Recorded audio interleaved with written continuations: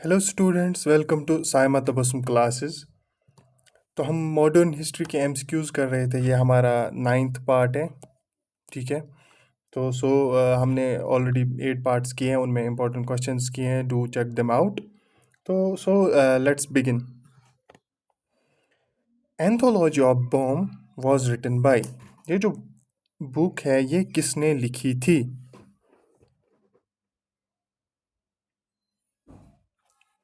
बिपिन चंद्र पॉल। बिपिन चंद्र पॉल ने लिखी थी anthology of bomb.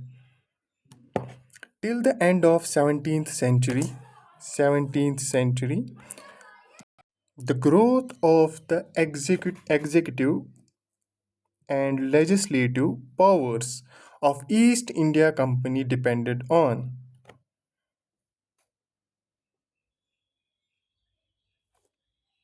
the crown crown पे। ठीक है।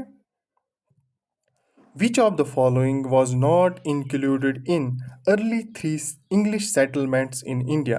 इनमें से जो early three settlements थी इंडिया में इंग्लिश सेटलमेंट्स, तो इनमें से कौन सा उनमें नहीं था? मद्रास, पंजाब, बॉम्बे और कलकत्ता। द पंजाब नहीं था। ठीक है ना। मद्रास, बॉम्बे एंड कलकत्ता था। Before the passing of the Act of 1773, Act of 1773 के पास होने से पहले, each of the three English settlements in India was governed by, जो अभी हमने थ्री इंडियन इंग्लिश सेटलमेंट्स बोली थी, तो जो जब 1773 का एक्ट पास नहीं हुआ था, उससे पहले जो ये सेटलमेंट्स थी, इनको कौन गवर्न करता था? वाइसरॉय, प्रेसिडेंट, सेक्रेटरी और डायरेक्टर? प्रेसिडेंट। ठीक है ना। प्रेसिडेंट गवर्न करता था इनको। विच of the following is one of the causes for the passing of the act of 1773? नीचे जो ये ऑप्शन है, इनमें से कौन सा एक कॉज था for passing the act of 1773?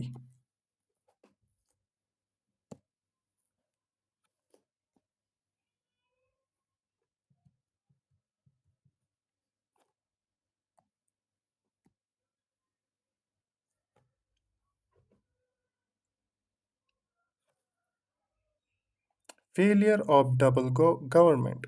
ठीक है ना। फेलियर ऑफ डबल गवर्नमेंट जो था, उसकी वजह से 1773 का एक्ट लाना पड़ा। Provision was made in the act of 1773। जो एक्ट ऑफ 1773 है, उसमें एक प्रोविजन लाया गया for the office of the governor general of, जो ऑफिस है गवर्नर जनरल का, कौन सा वाला? इंडिया, फोर्ट विलियम, मद्रास या बॉम्बे? जो प्रोविजन लाया गया था एक्ट ऑफ 1773 में, कौन सा वाला प्रोविजन लाया था? Office of the governor general of India, Fort William, Madras और Bombay? Fort William.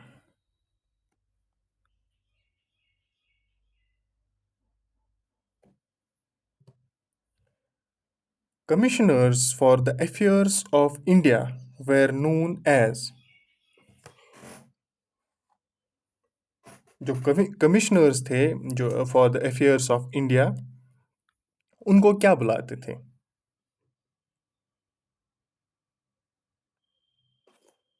Board of control. Board of control, ये याद रख लेना। ठीक है ना। गलती नहीं करना है यहाँ पे। जो कमिश्नर्स होते थे for the affairs of India, उनको बोलते थे board of control. The members of the board of control, जो हमने अभी बोला, मस्ट बी पेड फ्रॉम, उनको किस वाले अकाउंट से पे किया जाता था? ठीक है ना। जैसे हमारा अभी कंसोलिडेटेड फंड होता है, ठीक है ना, पब्लिक अकाउंट होता है, वैसे उस टाइम पे जो बोर्ड ऑफ द कंट्रोल के मेंबर्स होते थे, उनको कहाँ से पे किया जाता था? ओब्वियसली हम सबको पता है, जो ब्रिटिश यहाँ पे था, वो जो इंडिया के रिसोर्सेज थे वही चुराने में लगे हुए थे, तो इंडियन रेवेन्यूज से उनको पे किया जाता था। ठीक है। When the Governor General was away from Bengal, a vice president appointed by would act for him. किसने अपॉइंट किया था या When the Governor General was away from Bengal, a vice president appointed by would act for him. किसने किया था?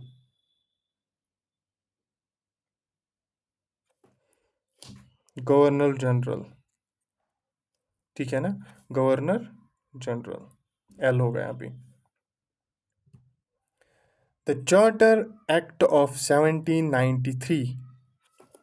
Charter Act of 1793 renewed the company's monopoly for dash years. कितने years के लिए कंपनी की जो मोनोपोली है उन्होंने रिन्यू की थी? जो चार्टर एक्ट ऑफ 1793 था, कितने years के लिए?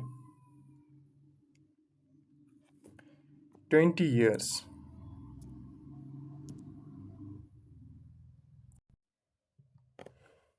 By the Charter Act of 1813, the Indian trade except in कहाँ पे was thrown open to all British subjects. By Charter Act of 1813 जो इंडियन ट्रेड एक्सेप्ट एक चीज़ के बगैर सारा कुछ ओपन किया गया था फॉर ब्रिटिश सब्जेक्ट्स के लिए, वो कौन सा था?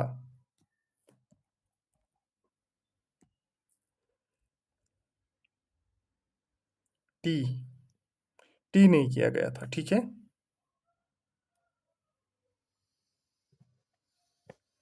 सामा तबस्सुम क्लासेस जो ऐप है आप डाउनलोड कर सकते हो प्ले स्टोर से. वहाँ पे भी English grammar for JK SSB GS competitive exams के लिए कोर्स चल रहा है. काउंसलिंग एंड गाइडेंस सेशंस जो मैम खुद लेती हैं वो चल रहा है, तो do check them out. Provision was made by the Charter Act of 1813, Charter Act of 1813 for the establishment of the church at कहाँ पे चर्च बनाना था? Charter Act of 1813,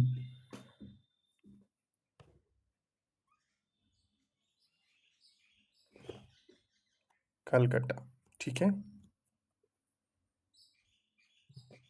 The Charter Act of 1813 allotted rupees कितने रुपया annually for Indian learning and spread of scientific knowledge. Charter Act of 1813 allotted rupees dash annually मतलब yearly for Indian learning and spread of scientific knowledge.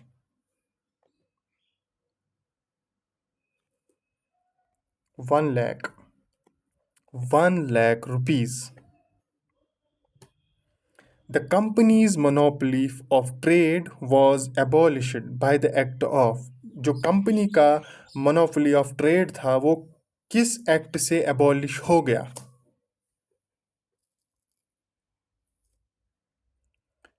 Act of 1833. Act of 1833. The Act of 1833 concentrated the legislative powers in the hands of जो ये act of 1833 था, इसने जो legislative powers है वो concentrate किया था किसके हाथ में? ठीक है ना, क्या पार्लियामेंट के हाथ में किया था, governor general in council, board of control या क्राउन? किसके हाथ में दिया था? Act of 1833.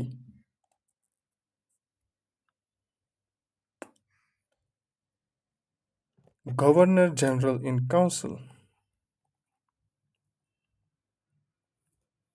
ठीक है.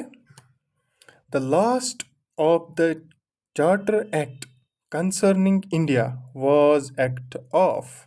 The last of the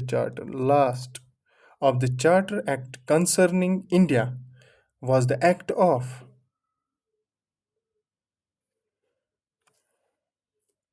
1853.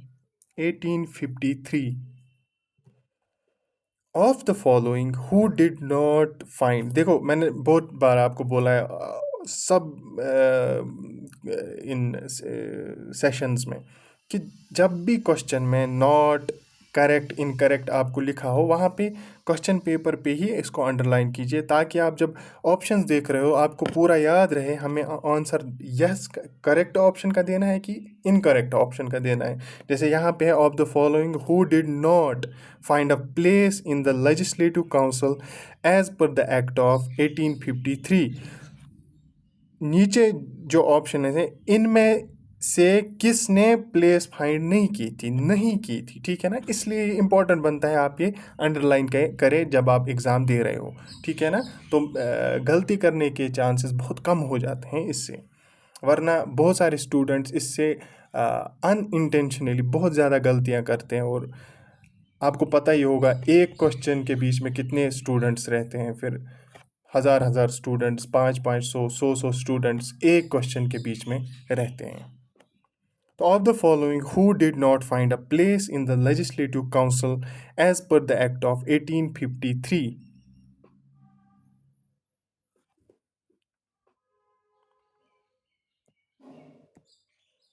Lieutenant governor LG, ठीक है। By the Act of 1858, India was to be governed by the company in the name of the crown, by the board of directors in the name of the governor general of India. By Act of 1858, in the name of the crown, ठीक है ना, in the name of the crown, the office of the secretary of the state for India was created by the act of, जो secretary of the state for India था उसका office वो किस act से बनाया गया? Act of 1858। देखो मैंने जितने भी क्वेश्चंस लाए हैं वो एक सिमेट्री में लाए, लाइक हम चार्टर एक्ट पढ़ रहे थे तो हमने चार्टर एक्ट पे ही कुछ क्वेश्चंस किए, फिर हमने एक्ट ऑफ 1858 पे क्वेश्चंस किए। ऐसे मैंने जितने भी क्वेश्चंस लाए हैं वो मैंने ऐसे बीच बीच में नहीं लाए हैं, बिल्कुल जैसे चार्टर एक्ट चल रहा था तो उस पे ही 2-4 क्वेश्चंस थे, ऐसे 1858 पे ही 2-4 क्वेश्चंस हैं, ठीक है, ताकि आपको अच्छे से अंडरस्टैंड हो सके। तो ये जो secretary of the state for India था उसका ऑफिस बनाया गया था by the act of 1858। The strategy of divide and rule has been actually practised by, जो स्ट्रेटजी थी डिवाइड करो फिर उन पे रूल करो, ठीक है ना, उनको कमज़ोर करके, वो एक्चुअली किसने प्रैक्टिस की थी? इनमें से किसने प्रैक्टिस की थी वो? Lord Minto. लॉर्ड मिंटो ने ये स्ट्रेटजी प्रैक्टिस की थी। एक्चुअली किसने, कौन सी वाली प्रैक्टिस? डिवाइड एंड रूल, पहले इनको डिवाइड करो फिर उन पे रूल करो, कमज़ोर करके इनको उन पे रूल करो। With whom was the 7-year rule of missions, omissions and commissions associated? बहुत ही important question. With whom was the 7-year rule, पहला इंपॉर्टेंट पॉइंट है ये एक 7-year रूल था। Missions, omissions and commissions, missions, omissions and commissions, ठीक है ना।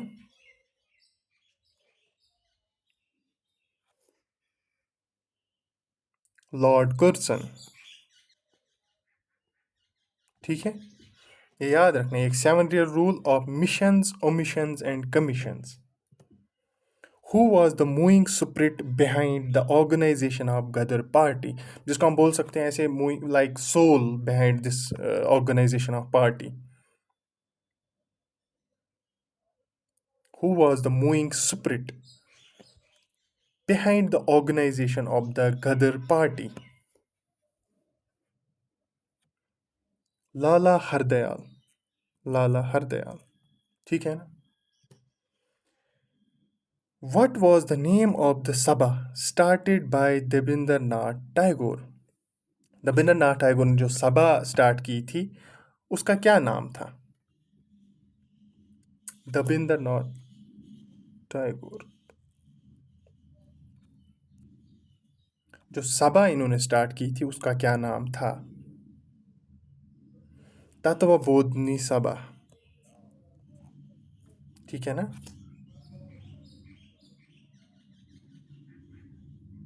तत्वबोधनी सभा, रविंद्रनाथ टैगोर, ठीक है, Rabindranath Tagore. The doctrine of lapse आप सबने शायद पढ़ा होगा। Had been put to much use by, जो डॉक्ट्रिन ऑफ लैप्स है वो सबसे ज़्यादा किसने यूज़ किया था, सबसे ज़्यादा?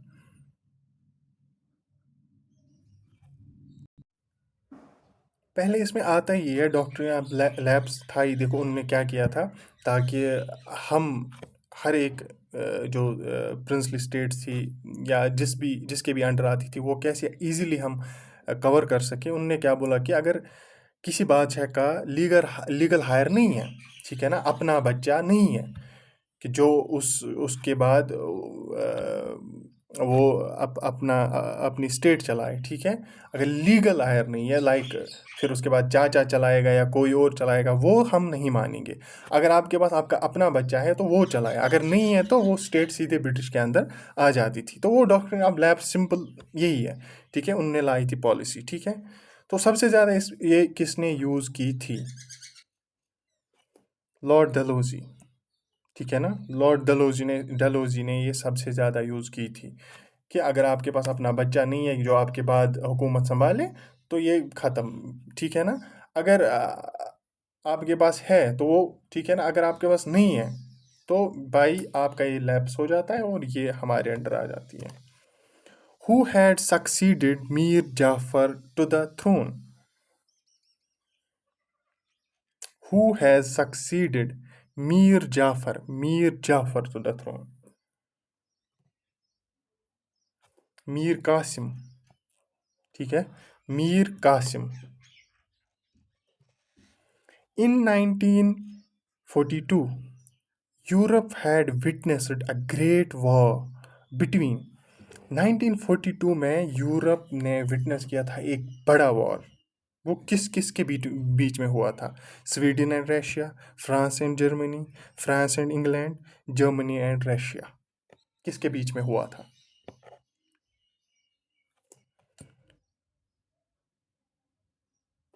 Germany and Russia, Germany and Russia. 1942 में एक बहुत बड़ा वॉर हुआ था जर्मनी एंड रशिया के बीच में। द एक्ट ऑफ, कौन सा act had introduced the system of separate electorates, जो किस एक्ट ने इंट्रोड्यूस किया था? 1874, 1893, 1909 और 1926? 1909, 1909 जो एक्ट था उसने इंट्रोड्यूस किया था the system of separate electorates, ठीक है ना। Who had paint the vernacular press act into law? Who had paint the vernacular press act into law?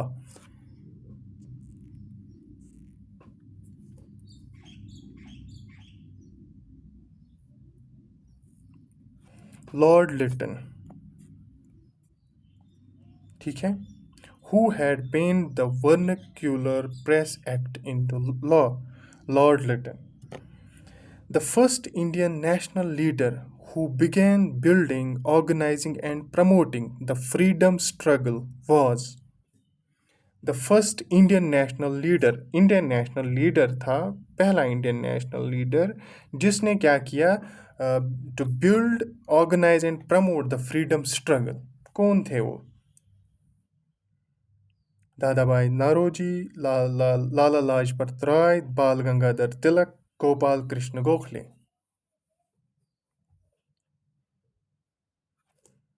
दादा भाई नारोजी, दादा भाई नारोजी पहले इंडियन नेशनल लीडर थे जिन्होंने स्टार्ट किया था प्रमोट ऑर्गेनाइज करना इंडिया जो फ्रीडम स्ट्रगल्स हैं, ठीक है। Which of the following is not among the reasons where the Britishers had first set up trading posts? Which of the following is not among the regions which the Britishers had first set up trading posts? इनमें से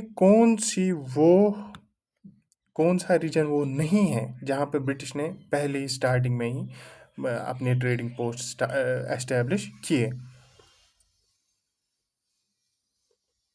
देखो बंगाल में भी किया था, Coromandel post coast पे भी किया था और गुजरात में भी किया था, ठीक है ना। गोवा में नहीं किया था। तो इसका आंसर रहेगा यहाँ पे गोवा, ठीक है ना। गोवा में नहीं किया था उन्होंने स्टार्ट, ठीक है। तो होमवर्क यहाँ पे आपको रहेगा। होमवर्क ये एक क्वेश्चन है, इसका आंसर आप मुझे कमेंट्स में ज़रूर लिखोगे।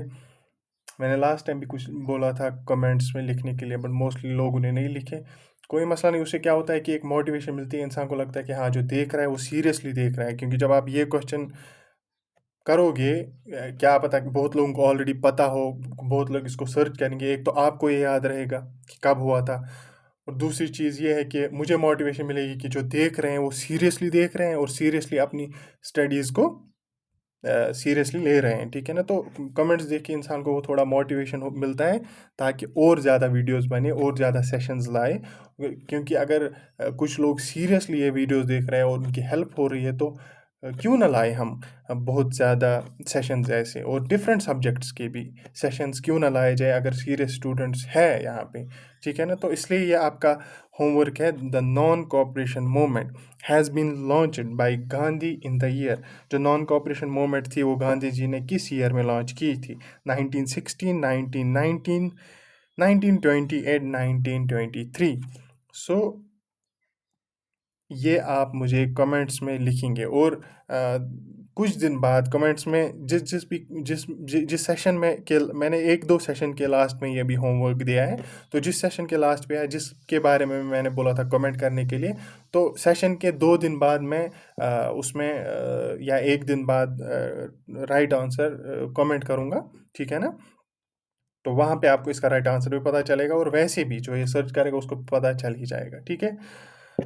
सो गुड लक जो भी प्रिपेयर कर रहे हैं, जिस भी एग्ज़ाम के लिए प्रिपेयर कर रहे हो। पॉजिटिवली रहो, पॉजिटिवली सोचो और अच्छे से प्रिपेयर करो। बस ये कुछ टाइम है, मज़े करोगे बाद में, ठीक है ना। और बस मेरे को भी दुआएं दे दो।